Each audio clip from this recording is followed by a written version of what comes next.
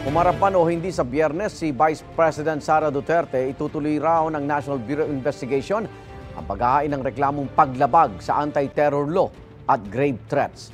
Kaugnay ito sa sinabi ni Vice Presidente na may inutusan siyang patayin sina Pangulong Bongbong Marcos, First Lady Liza Araneta Marcos at House Speaker Martin Romualdez kapag pinatay siya. May unang balita si Joseph Morong. May kinausap na ako na tao.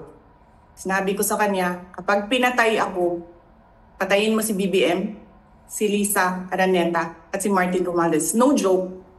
Pag namatay ako, sabi ko, huwag ka tumigil hanggang hindi mo mapatay sila. And then he said yes. Kasunod ng pahayag nito noong madaling araw ng Sabado, pinaharap ng National Bureau of Investigation si Vice President Sara Duterte sa Biyernes. Base sa sabpina ng NBI, pinagpapaliwanag si Vice President Sara Duterte para sa posibleng reklamo ng grave threats at paglabag sa anti-terror law, batas na pinirmahan ng kanyang mismong amang si dating Pangulong Rodrigo Duterte noong taong 2020 lamang. Kung may schedule ng pagdinig sa Kamara ang bise, pwede raw siyang magpadala ng kinatawan para i-reset ang kanyang pagharap sa NBI. Basically, kailangan niyo pa siya?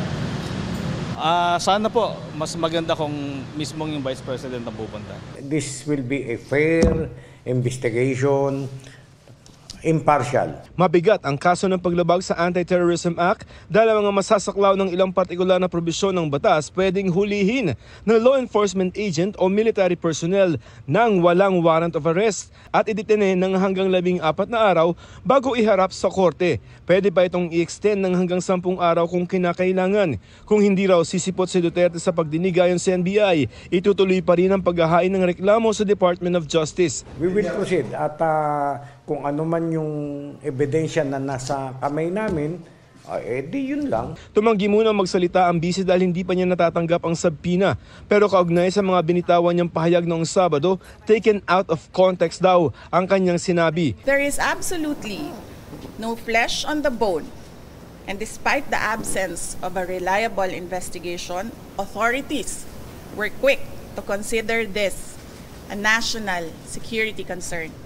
Mangyayari lang naman daw ito kapag pinatay siya. Tossing the word assassin. Pakicheck. May sinabi ba akong assassin doon? Wala. So nilalagay nila doon sa narrative nila, assassin. And nilalagay nila sa narrative nila, murder plot. My question now to the administration, is revenge from the grave a crime?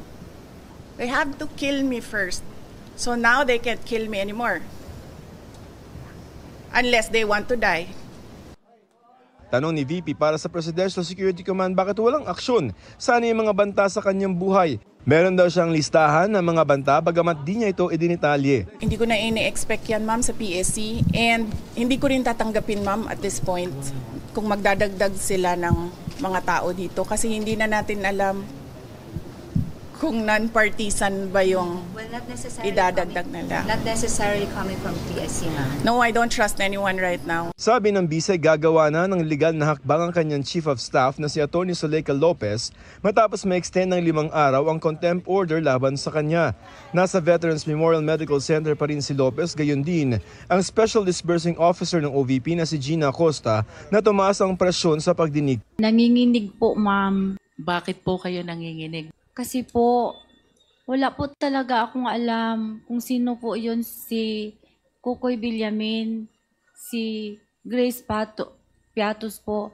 Kasi po, si Sir La Chica po ang nasa ground po. Siya po ang nagpipipirma.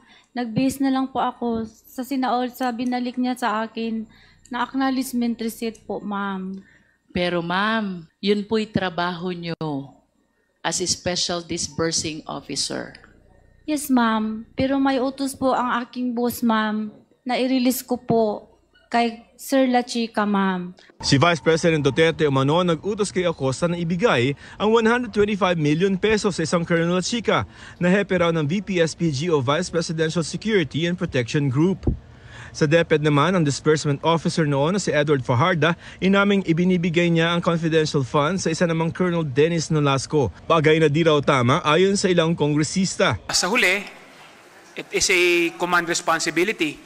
At talagang nakikita naman natin na lahat sila ay sumusunod lamang sa utos ng ating Vice Presidente.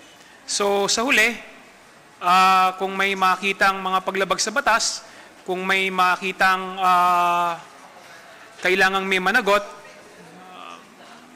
kailangan akuhin ng ating Vice Presidente ang pananagutan dito sa pagkukulang. That could be malversation proper or worse, plunder. Kasi lampas na po ito sa 50 million.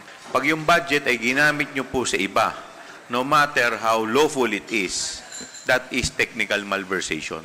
Pinayagang makauwi ang 4 na OVP staff na dumalo sa hearing. Sabi ng mga kongresista, umaasa sila makadadalo rin sa susunod na hearing sa Biyernes ang mga na-ospital na sina Lopez at Acosta, gayon din si Vice President Duterte. Sa panayam sa BISEC, tinanggi ni VP Sara na binabantayan niya ang mga tauhan niya sa ospital para hindi makapagsalita ang mga ito.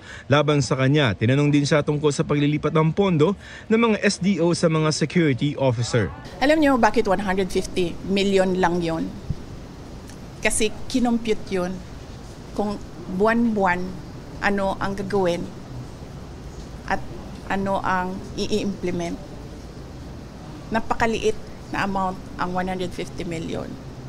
So bakit kami magnanakaw ng 150 million? Ang nakawan sa gobyerno, billion-billion. Ginamit yun sa trabaho. Ito ang unang balita, Joseph Morong para sa GMA Integrated News.